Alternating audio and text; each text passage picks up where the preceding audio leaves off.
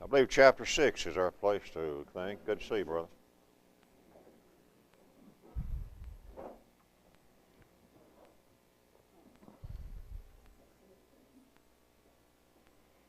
We're going to go back in just a minute, look at 2 or 3 or 4 of these discussion questions on your study questions there, and kind of get us into the general flow of our class.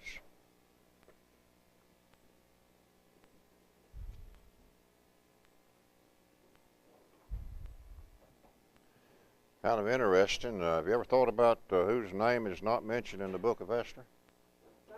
God. God is not mentioned in the book of Esther. And by the way, just in case you don't mention it, this Saturday and Sunday will be Purim. Purim will be celebrated this Saturday and Sunday. You know what Purim is? Yeah. It's a feast that was set in place in the days of Esther and Mordecai, and to celebrate their deliverance from the decree conjured up by wicked Haman. And it just so happens this is the weekend at Purim, and some people pronounce that Purim. I call it Purim because P-U-R-I-M is just Purim to me.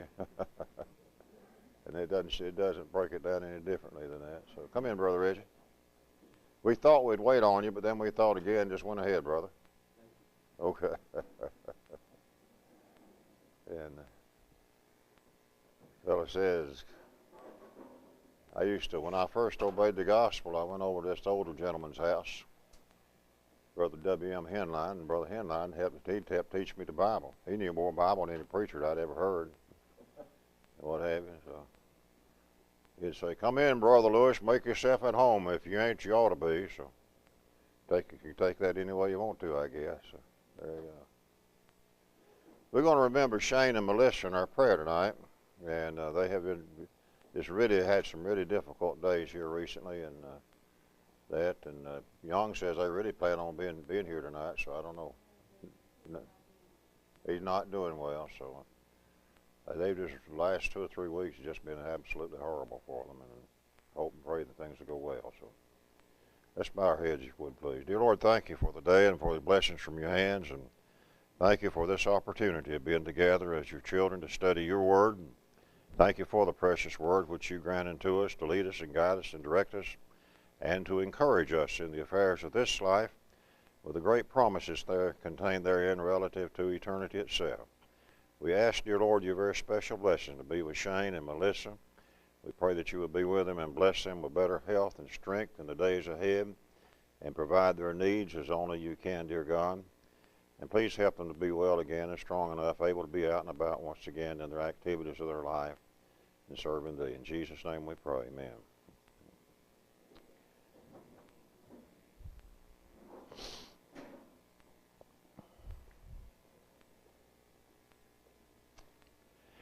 I'm going back at the end of chapter 4 on some discussion questions, just to bring some things up because it kind of gives us an opportunity to review a little bit in the process of doing that too.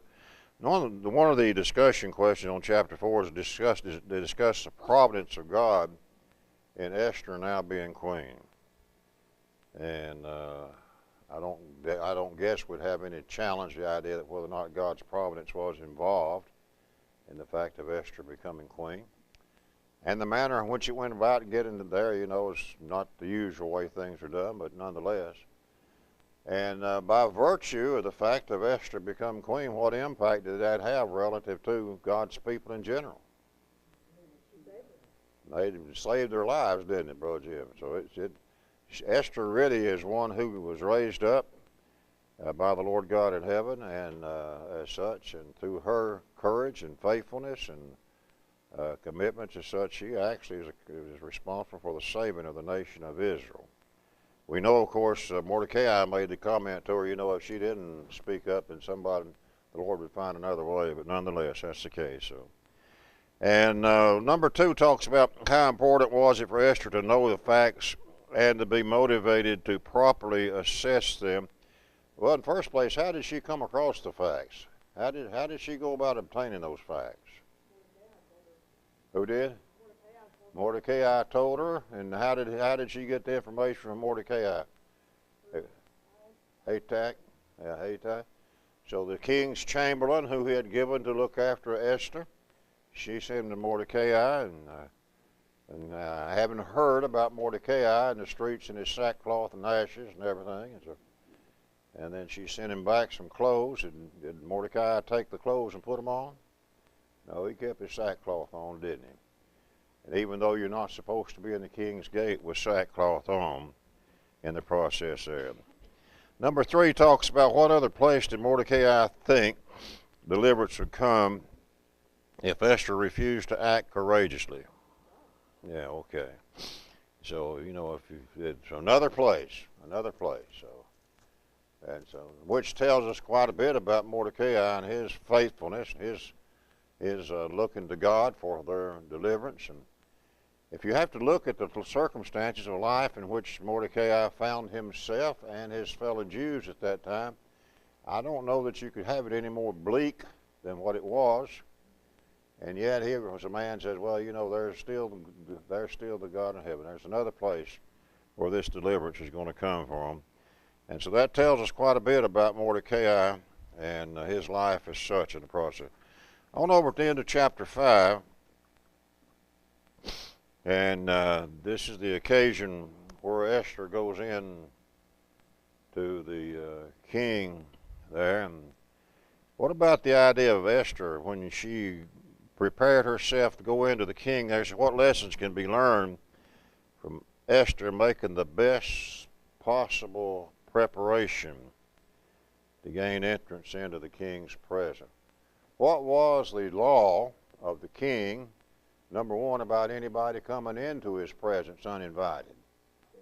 Dead, as such.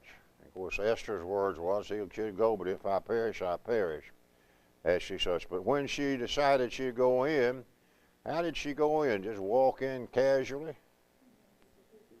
You did what, Marcia?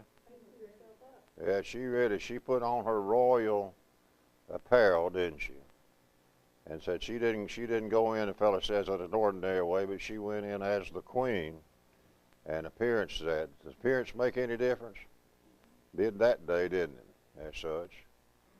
And you know, you stop and think about the idea when the king, Ahasuerus, sees Esther out in the court there, and she comes into his presence as such, and given the known law, what do you suppose he would think about that, you know? He said, well, if Esther's coming in here and I haven't sent for her, implication is that Esther, has something really important on her mind as such. And so he pursues it on that case.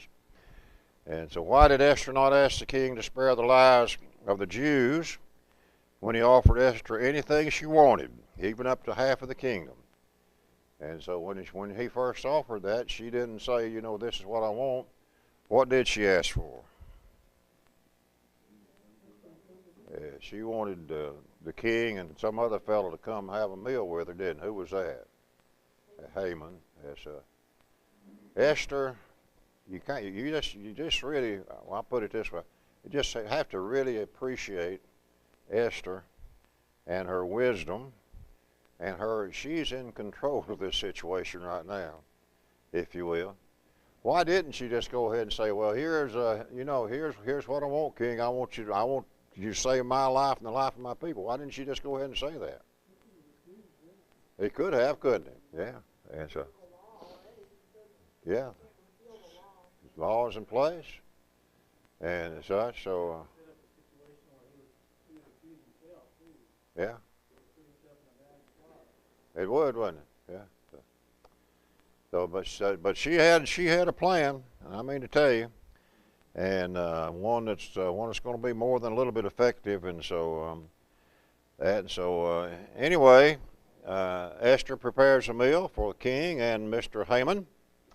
And Mr. Haman goes home that day with the buttons on his shirt kind of popping off. He's so proud and happy and everything, except one fella spoiled his day, and who was that? Mordecai, who wouldn't bow down before him. And so when he gets home to his family, to his wife, what's his wife's name? Zeresh, isn't it? Zeresh. He's home to his family and to his wife and all of the people. He tells everybody how wonderful he really is, how the king has favored him. Now only he has been invited to have a meal with the king and with the queen as such. Nobody else, just me, myself, and I. They say, you know, the three of us. So there, so me, and so that, and then he brings to mind the problem that Mordecai presented to him, how that just really upset him to no end. And so Zeresh had a fix for that problem. What did wife Zeresh recommend to? Build a scaffold.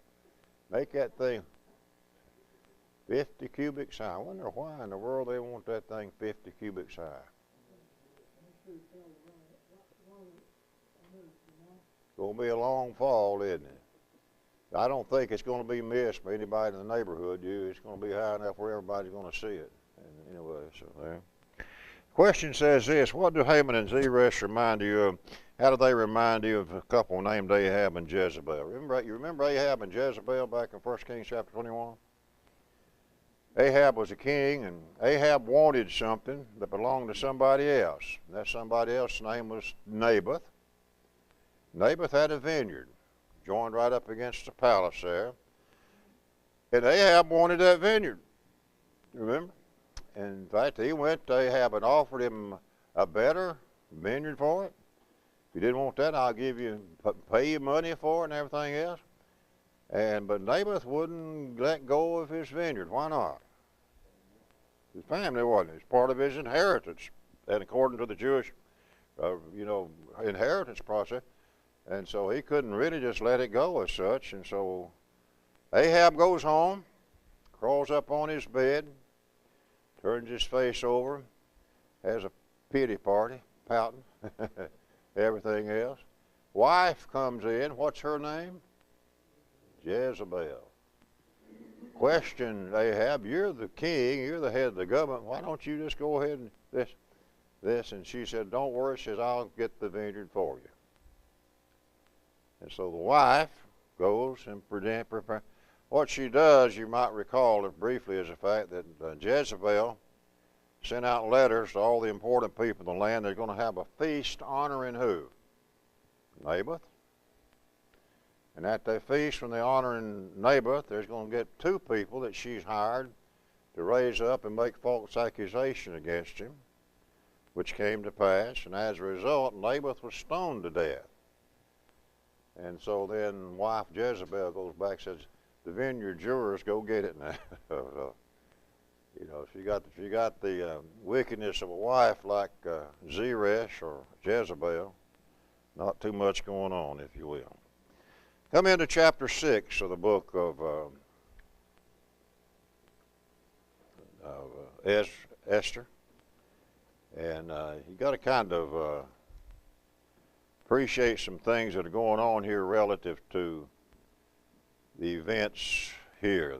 The king is going to honor somebody. Let's turn to chapter 6 in the book of Ester. And king had a hard time sleeping. Sometimes you have those nights. And so he asked for the book of records and chronicles to be brought out. So they bring out the book of the records. I don't know how exciting that would be. He has the historical records of the nation and people, whatever. But anyway, that's what he asked to be brought out. He brought out there. He found something written in those records about a man by the name of Mordecai. And going back to the second chapter of the book of Esther, we find Mordecai had done something, and there was a written record made of what he had done.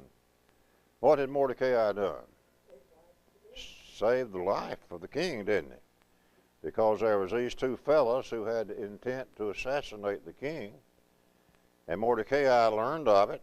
He told Esther, and Esther refers it to the king, And then there is a record of what took place on that occasion.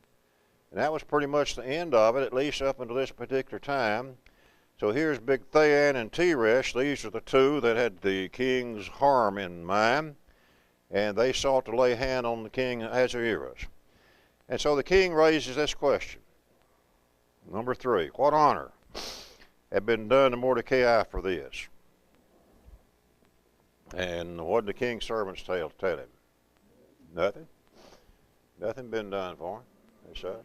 And that's kind of interesting to me, the fact, do you think whether or not Ahasuerus knew whether or not Mordecai was a Jew? Probably, you would think he would, wouldn't you? But at the same time, Esther didn't reveal who she was, and whether or not that relationship between her and Mordecai was public, I don't know. We don't know. Anyway, it said, now who's out here in the court? Well, who's out there in the court according to verse 4? Haman. Coming in out. And so the king's, Haman is there, verse 5 there, standing in the court. He comes in, the king says to Haman in verse 6 here, what shall be done unto the man whom the king delighteth to honor? Haman said, well, I know who that is. Yeah. He thought it was who? He thought it was Haman, didn't he? So he thought in his heart, to whom would the king delight to honor more than of himself? So Haman now is going to give his recommendation for what the king ought to do to honor someone in whom the king delights. And so here's what he says to do. Number 8, let the royal apparel be brought, which the king used to wear. So I guess some of the king's hand-me-downs, okay, but the royal apparel anyway. The royal apparel there. And let the horse that the king rideth upon, and the royal crown which is set upon his head, let this apparel and horse be delivered to the hand of one of the king's most noble princes, that they may array the man withal whom the king delighteth to honor, and bring him on horseback through the street of the city, and proclaim before him, thus shall it be done to the man whom the king delighteth to honor. Wow. Naaman says, I am going to be lifted up high as I can be in the process.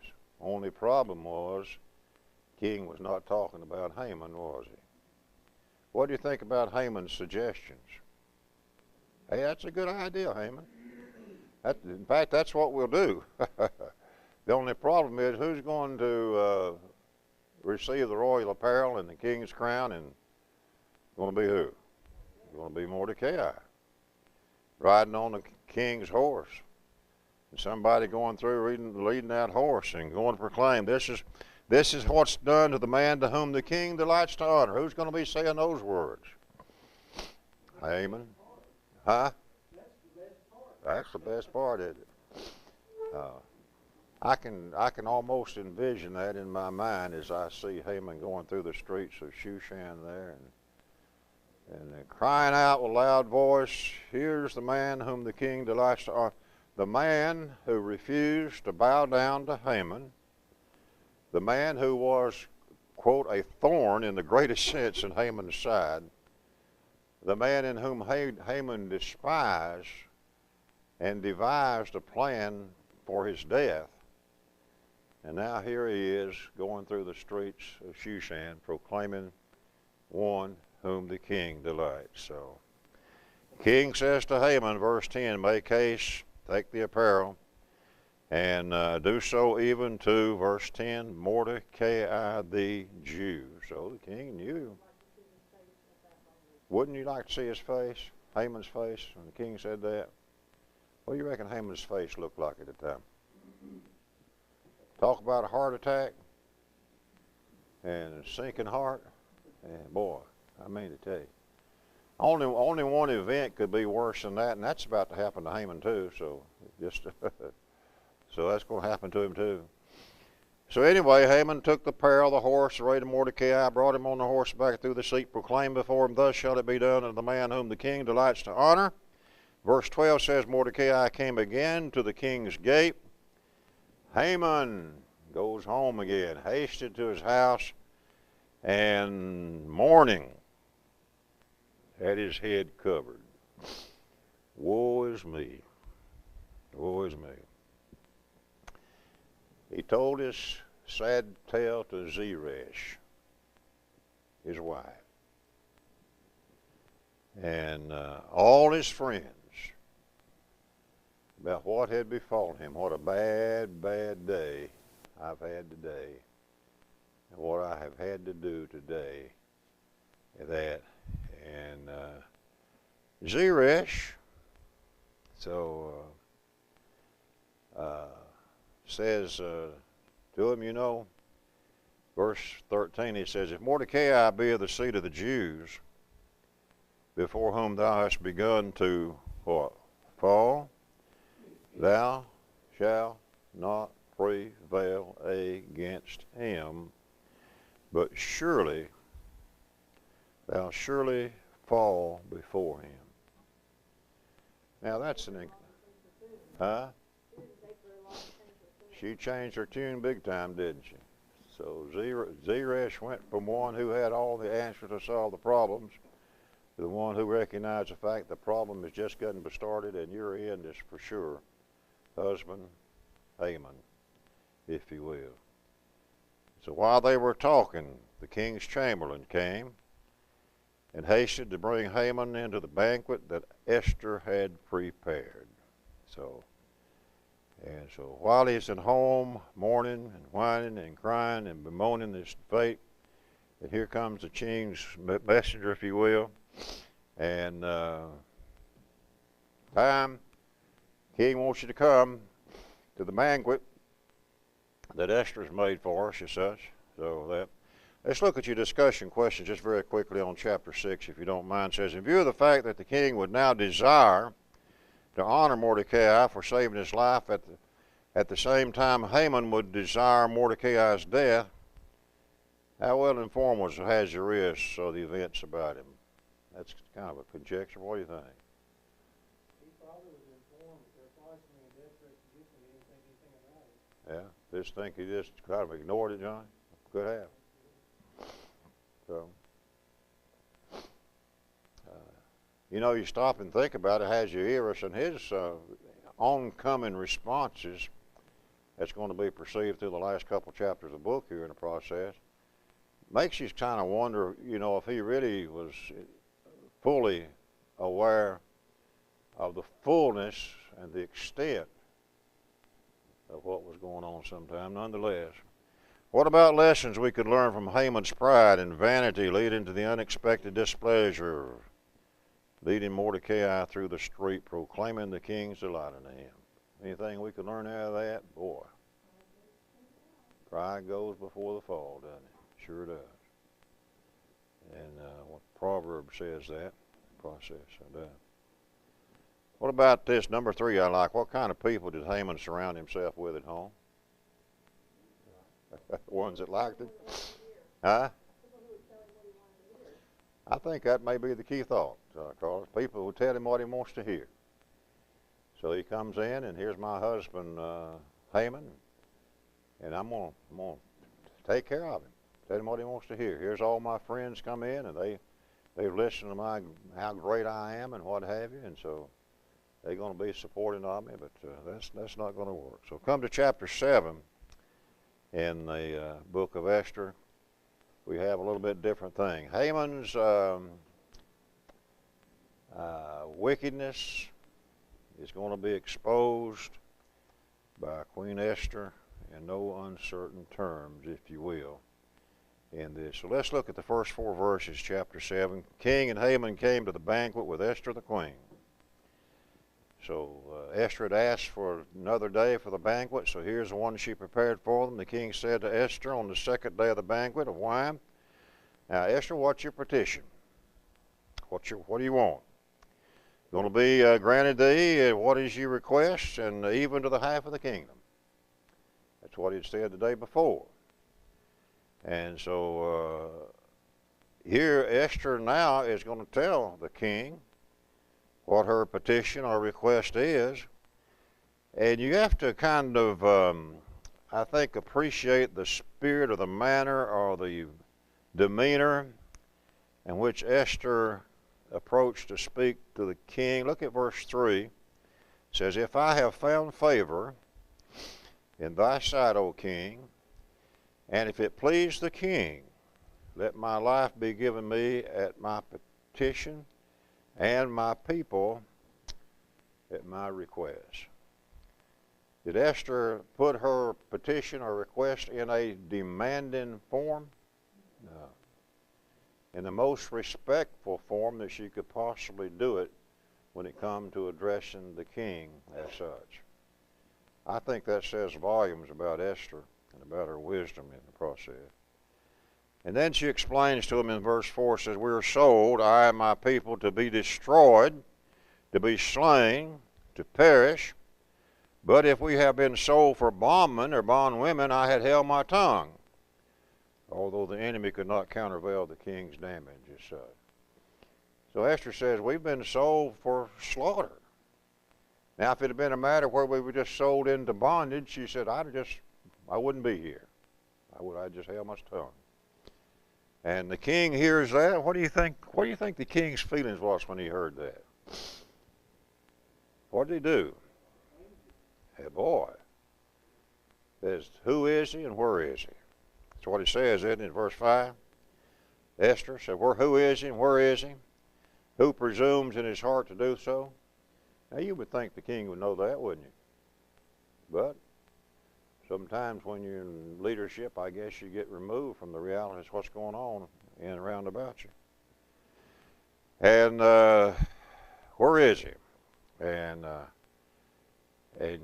talk about an expression on somebody's face. Number 6 says, Esther said, the adversary and enemy is this wicked Haman. I just see her pointing a finger at him. This wicked. What do you think Haman felt at that time? You thought it was bad before when he was leading Mordecai through the night? Whew. Heart attack big time. And boy. And so, what in the world? And said he was afraid before the king and the queen. I don't blame him. I would be afraid also. And the king does something a little bit, I suppose, unusual process when he gets up and he rises from the banquet there, the wine, and in his wrath, and he went into the palace garden. That's just outside the edge of the compartments and everything where his residence is. Goes out into the garden there. Haman remains in the room there with Esther, if you will. And he's making requests for his life because he knows that's what's at stake here now, is his life as such. And so the king goes out there and so and just does little thinking, I guess, and what have you. And so verse 8 says the king returned out of the palace garden into the place for the banquet and wine. And you think things can't get worse?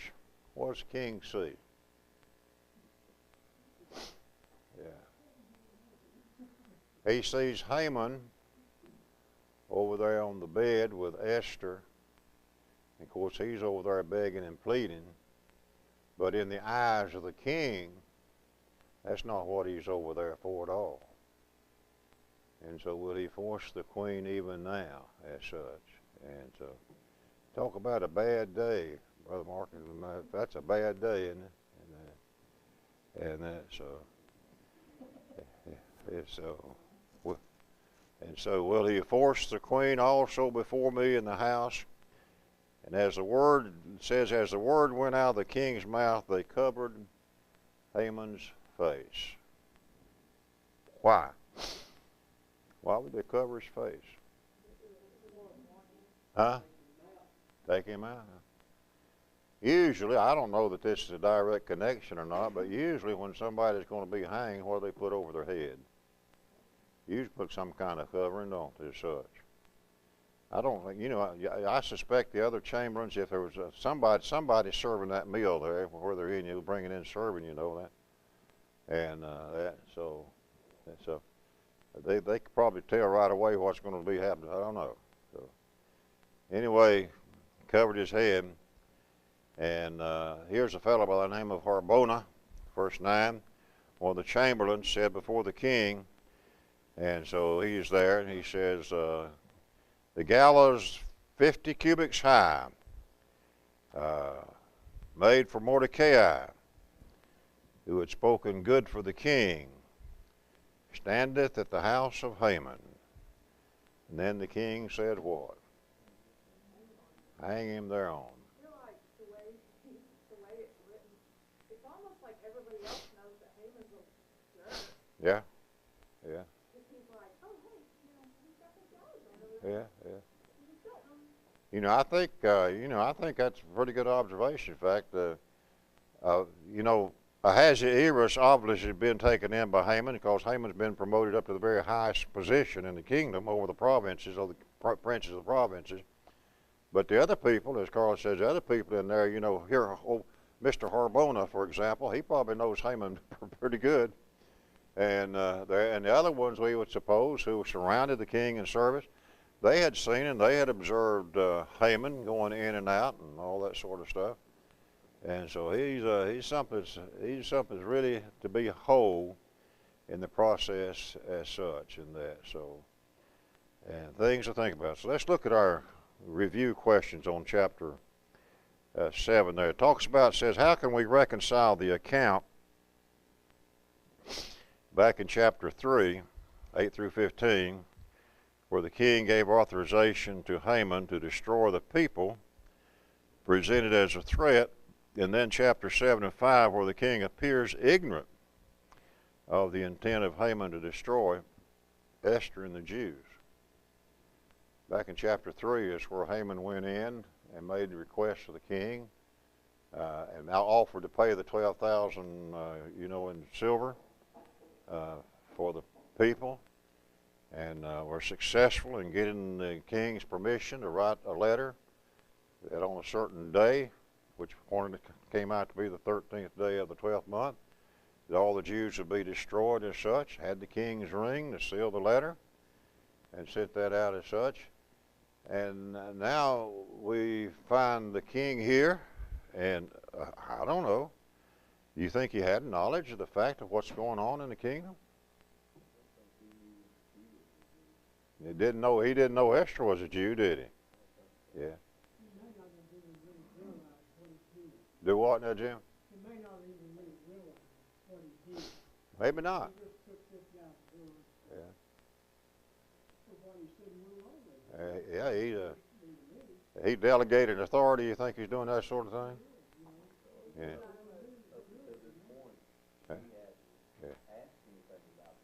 No. Yeah, come to the banquet. That's another point, I think, when Haman didn't come on that second day with the king there. She said, "I'm Jews," and she identified herself at that time as a Jew. Wonder what the king thought about that? A Jew? My queen's a Jew? Well,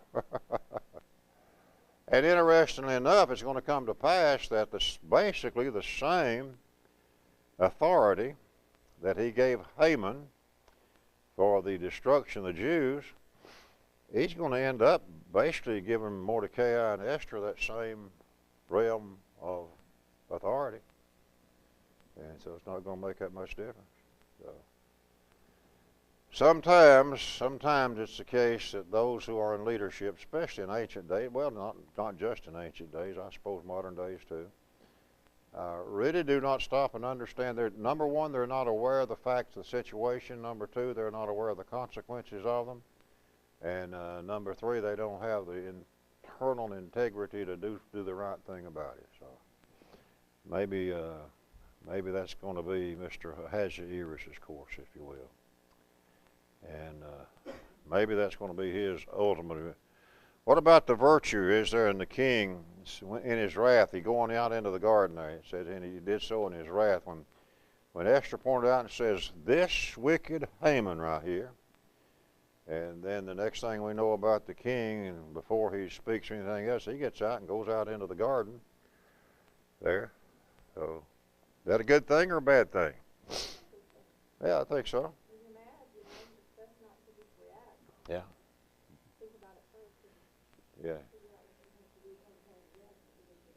Do what? Yeah. Could have, yeah. Yeah. You know, it shows some degree, I guess, of the king's demeanor. And like you say, you know, ordinarily you would think that someone who would find himself in a position where he has been taken advantage of, and now that's been made known, and where he has all of his trust that he's placed in the second highest man in the kingdom now has been violated. And you know, you would think somebody could be given very easily to act openly and rather aggressively, would be one way of putting it, as such. But he did. He stopped to give some thought to it. And even when he came back in and found Haman over there in a rather compromising position, although it was not what he thought he was, didn't make any difference. As far as he was concerned, it was. And he gave, you know, reasonable commands, I guess, relative to it in the process there. So something to say for the king there. What about the old cliche we mentioned last week, I think, give him enough rope and he'll hang himself? How does that apply to Esther's dealings with Haman? Ooh, that's what she did. She just dangled that old boy on the end of her rope is what she did. And he didn't have prayer. he didn't have any hope whatsoever. And he got on in. So when Esther made that great statement back in the latter part of chapter 4, he says, I'm going to go in, if I perish, I perish. Then that set the course for Esther, and she never backed or turned away from it at all. And she also did not go in just haphazardly and making accusations. You know, she could have gone in to the king and says, you know, made this accusation against Haman and that accusation against Haman, which probably would not have been, if effective at all, wouldn't have been very much. But the way Esther went about it, it says old Haman just pretty much hanged himself, didn't he? Because Esther helped him in a good way to get it done. So anyway, great things to be done, if you will. Let's go on to chapter 8 in the book of Esther here. And going to talk about things that had been given to Haman are now going to be given to someone else. That day, verse 1, did the king Ahasuerus give the house of Haman, the Jews' enemy, unto whom? Esther the queen. And Mordecai came before the king, for Esther had told what he was unto her. Most noble king, I'd like to introduce you to my cousin and to my father, really, who raised me up, who cared for me as such. And I can just see the king there like, you know, and that. So. But he knows something about Mordecai because he had read in the records about Mordecai saving his life earlier, and he had given command through Haman for Mordecai to be honored in the street there, so he had some acquaintance with him there. So the king, not only that, he took off his ring, and what did he do with his ring? Who did he give that to? Mordecai. And he set Mordecai over the house of Haman. What does it mean for Mordecai to be set over the house of Haman? Huh? He's in charge.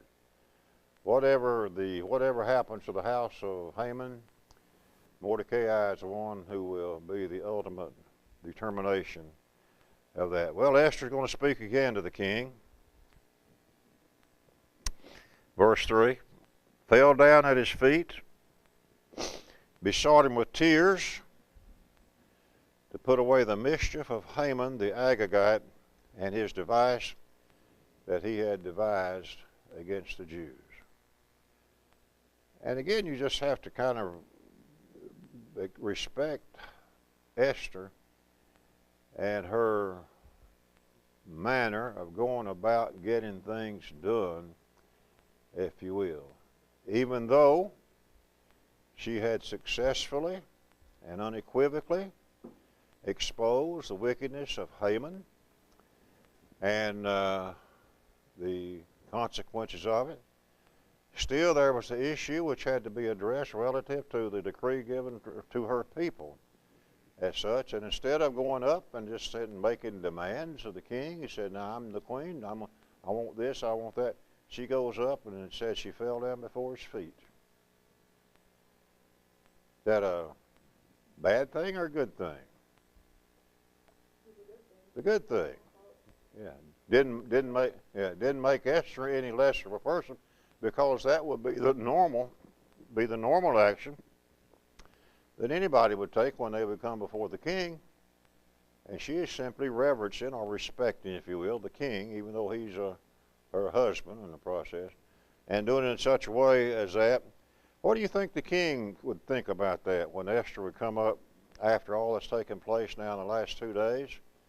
And you know, you talk about 2 days of activities. You got Haman taking Mordecai through the cities, declaring the one whom the king wants to honor, and going home and weeping about it to his wife, and having gallows built, and coming back in and having a meal with the king and queen, and then coming back in the next day for.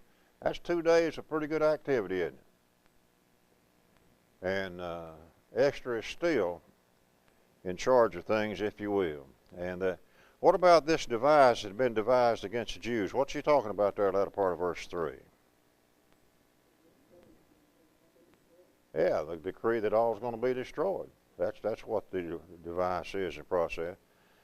And so the king holds out the golden scepter toward Esther. So Esther arose and stood before the king. I can kind of picture that a little bit in my mind, in the presence of the king there, and Esther comes and bows before him and what have you, and what do you know, you kind of makes you wonder what was in the king's mind or his heart or his thought when he would reach out his scepter to Esther, and when he'd do that, then Esther would stand, because she had now been officially, not necessarily but she had been officially recognized and extended due respect given to her from the king as such. And so she's received. So she rose, stands before the king.